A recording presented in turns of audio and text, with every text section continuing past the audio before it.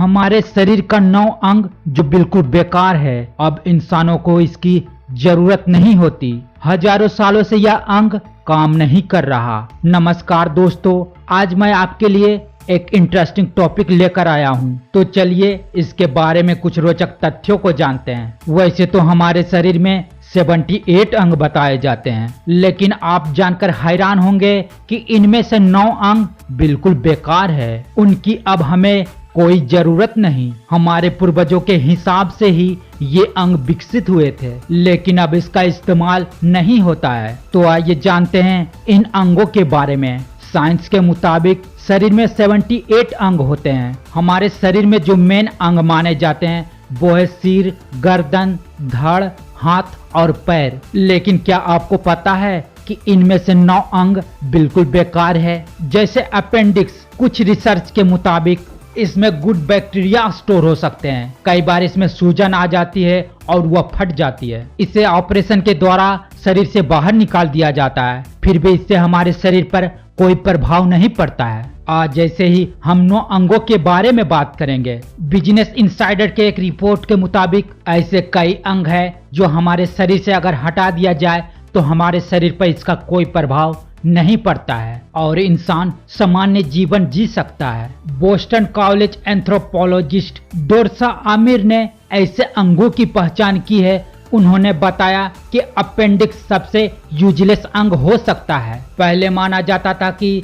यह सेल्यूलोज वाले पौधों को पचाने में मदद करता है, लेकिन बाद में पता चला कि यह पाचन तंत्र का हिस्सा ही नहीं है। इस बात का सबूत तो मिले हैं कि इनमें गुड बैक्टीरिया स्टोर हो सकते हैं, लेकिन यह ऐसा काम हमेशा करता है यह फिक्स नहीं है। इसी तरह पोमेरिस लॉन्गस मसल या कलाई से केहनी तक होती है, लेकिन लगभग 10% मनुष्यों के पास यह मसल नहीं होता है। फिर भी इसके ना होने से हमें कोई फर्क नहीं पड़ता है। अगर आप अपने कलाई को उल्टा टेबल पर रखें और अंगूठे से रिस्ट बैंड वाली जगह की स्किन को पीछे खींचें, तब यह मांसपेशी नजर आती है। यह मांसपेशी इसलिए थी कि हमारे पूर्वज इसके सहारे पेड़ों पर चढ़ते थे। 32 लाख वर्ष पहले जब इंसानों ने पैरों से चलना शुरू किया था तो इनकी जरूरत खत्म हो गई। इसी तरह अब हमें मजबूत जबड़ों की जरूरत नहीं होती, क्योंकि आजकल मनुष्य पका हुआ भोजन खाता है जो कि नरम होता है, इसलिए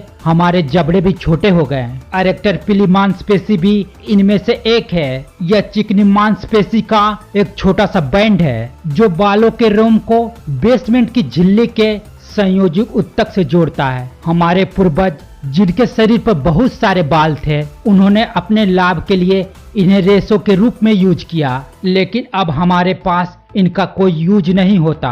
मोटे फर वाले जानवरों के लिए एरेक्टर पिली मांसपेशी इंसुलेशन प्रदान करने में मदद कर सकता है। डोरसा आमिर ने बताया है 5 से 8 सप्ताह के बीच में मानव भ्रूण में एक पूंछ विकसित हो जाती है। मनुष्य के जन्म लेने के समय तक यह पूंछ गायब हो जाती है और शेष कशेरुकोक्सिक्स या टेल बोन बनने के लिए खत्म हो जाते हैं, जो हमें छोटी सी महसूस होती है। पहले जब पूर्वज बंदरों की तरह नीचे बैठा करते थे तब यह उन्हें खिसकने में मदद करती थी, लेकिन जब इंसानों ने चलना शुरू कर दिया तो इसकी जरूरत खत्म हो गई। आप चाहें तो इसे ऑपरेशन के द्वारा हटवा भी सकते हैं। इसी तरह ऑरिक्यूलर मांसपेशी कान के पिछले हिस्से को नियंत्रित करती है, लेकिन अब इनकी जरूरत नहीं है, क्योंकि अब अन्य स्तनधारी जानवर अपने ध्वनि के जरिए शिकारियों को पता लगाने में इसका इस्तेमाल करते हैं। इसी तरह पिरामिडलिस मसल्स या त्रिभुजाकार मसल्स पेट के निचले हिस्से में होती है। कई लोगों के पास इस तरह की 2 मांसपेशियां होती है, लेकिन यह हमें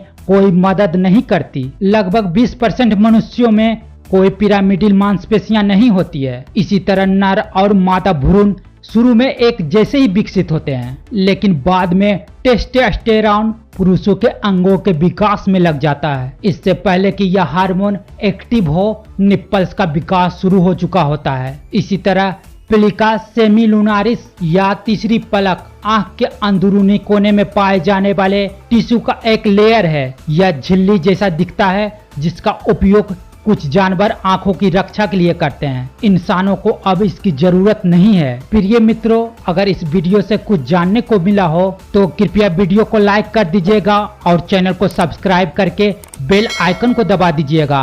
धन्यवाद। जय हिंद।